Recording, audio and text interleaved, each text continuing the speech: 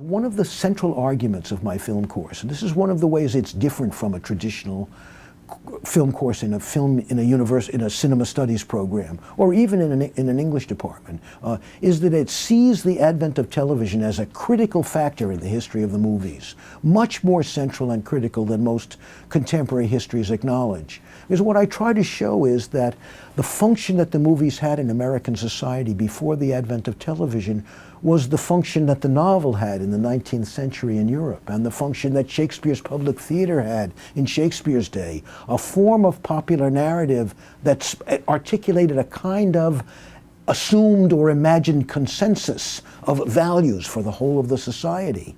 That made it a culturally and anthropologically and socially much more important medium than a mere artistic medium, even though its artistic quality remains very important.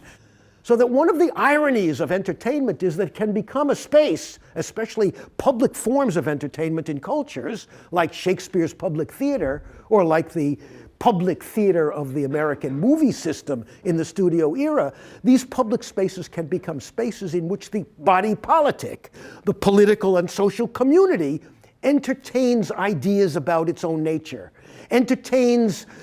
considers, speculates, holds in its mind accounts of its origins, stories of its values, right? And what we can say then is that the space of entertainment becomes, from in a certain angle, in virtually all societies, a space of discourse, a space in which, exactly because it's a space recognized as not real, as make-believe, is therefore licensed or allowed to explore possibilities that might be too dangerous or too disturbing to explore in other ways.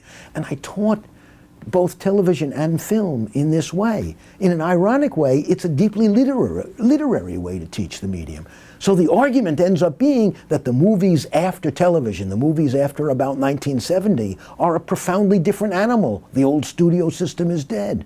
Movies have become much more single individual deal-making events using great stars and particularly bankable scriptwriters and scripts and so forth. Nothing like the great factory for the making of stories, the story machine that the movies had been until the advent of television, and that television became as it took on that consensus function. I think it's a powerful and central insight that helps to explain the tremendous changes that overtake American movies certainly after 1970 and beyond. Another way in which I think my film course is not fully a film course, even though every text we study is a movie, all the scholarship I cite is movie scholarship, not all, but some is movie scholarship, and I try to teach them about the history of film in ways that I think are helpful to them. But there is a profoundly literary dimension to my teaching, and I think of it deeply as a literature course. It's a course that, if a student takes, serves as a prerequisite for advanced subjects in literature as well as in media. And my reasons for that is that I treat the problems one confronts in a film from the perspective of a professor of literature, from the perspective of one who's a specialist in narrative. Remember, many of the narratives that I have taught all my life were not printed texts like novels. They were oral narratives like Homer's Odyssey, or they were dramatic presentations like Shakespeare's plays. Literature has never meant simply printed texts, and I think my field is narrative of all sorts. And what I try to do is show them, among other things, certain kinds of linkages or continuities across different forms of narrative. And I certainly try to make them see that movies in a certain era, television in another era, were like the literature of earlier eras.